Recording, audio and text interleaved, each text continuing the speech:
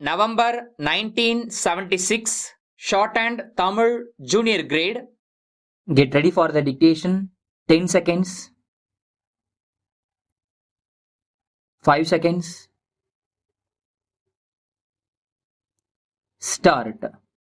அவை முன் சமர்ப்பிக்கப்பட்டுள்ள நிதிநிலை அறிக்கையை பற்றி விமர்சனம் செய்வதற்கான வாய்ப்பு கிடைத்ததற்காக நான் மகிழ்ச்சி அடைகிறேன். அண்மையில் நிதி ஆணை குழுவிடம் கடன் தவணைகளை மாற்றி அமைத்து பல வருட தவணையில் கடனை செலுத்துவதற்கு அனுமதி வேண்டுமென்று கோரினோம். சட்டமன்றத்திலும் கட்சி வித்தியாசமின்றி எல்லா கட்சிகளும் ஏகமனதாக அவ்வாறு கூறியிருந்தோம். இதை நிதி ஆணை குழு பரிந்துரை செய்து மத்திய அரசும் ஏற்றுக்கொண்டது என்பது பற்றி மகிழ்ச்சி அடைகிறேன். நமது மாநிலத்தை பொறுத்தவரையில் நாம் பெரும்பாலும் விவசாயத்தை நம்பி வாழ்கிறோம். சில வருடங்களாகத்தான் தொழில் துறையிலும் முன்னேறி வர ஆரம்பித்திருக்கிறோம். அனைத்திந்தியாவில் தொழில் துறையில் நமது மாநிலம் 3வது இடத்தை வகிக்கிறதென்று சொல்லப்படுகிறது. ஆனால் மிக அடிப்படை தொழிலான வேளாண்மையில் எந்தவித குறையும் ஏற்படாமல் கவனித்துக் கொள்ள வேண்டும். அண்மையில் ஏற்பட்டு வரும் குறைகள் நமது வேளாண்மை துறையை பாதித்து விடுமோ என்று பயப்படுகிறேன். இப்போது உணவு உற்பத்தியை பொறுத்த வரையில் நாம் உபரி மாநிலமாக ஆகிக் கொண்டிருக்கிறோம். இப்போது எடுத்திருக்கும் நடவடிக்கை அந்த உபரியை இல்லாமல் ஆக்கிவிடுமோ என்று பயப்படுகிறேன்.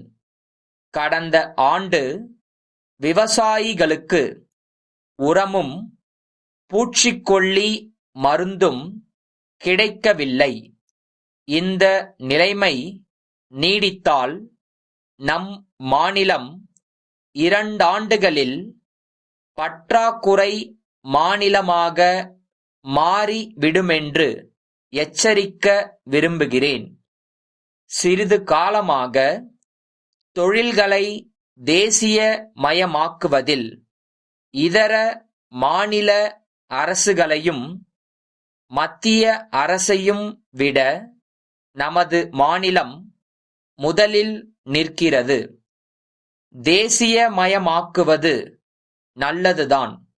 ஆனால் அதற்கு வேண்டிய பாதுகாப்புகளை நாம் செய்யவில்லை. தேசியமயமாக்குவதற்கு முன்னால் இருந்ததை விட அதற்கு பிறகு தொழிலாளர்களுக்கும் மக்களுக்கும் நன்மை அதிகம் என்று எந்தவொரு தொழிலையாவது சுட்டிக்காட்ட முடிகிறதா? முன்பு இருந்ததை விட இப்போது வேலை நிறுத்தங்கள் அதிகமாகி இருக்கின்றன. பொருள் திருட்டு போவது அதிகமாகியிருக்கிறது. இந்த மாதிரி குறைகள் ஏற்பட்டிருக்கின்றன. இதற்கெல்லாம் பாதுகாப்பு ஏற்பட வேண்டும்.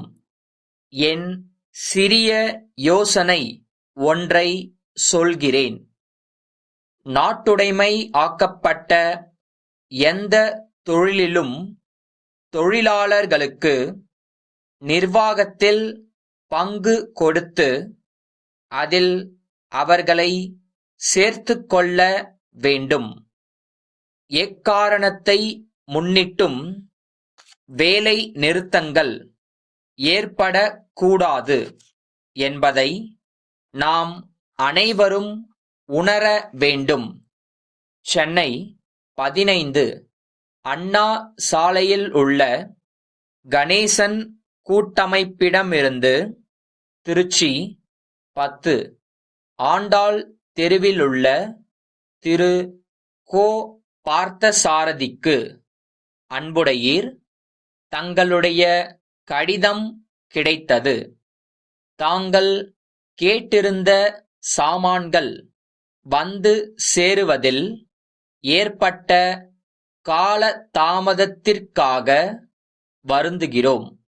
அதேபோல் சாமான்கள் சேதமடைந்துள்ளது குறித்தும் நாங்கள் வருத்தப்படுகிறோம்.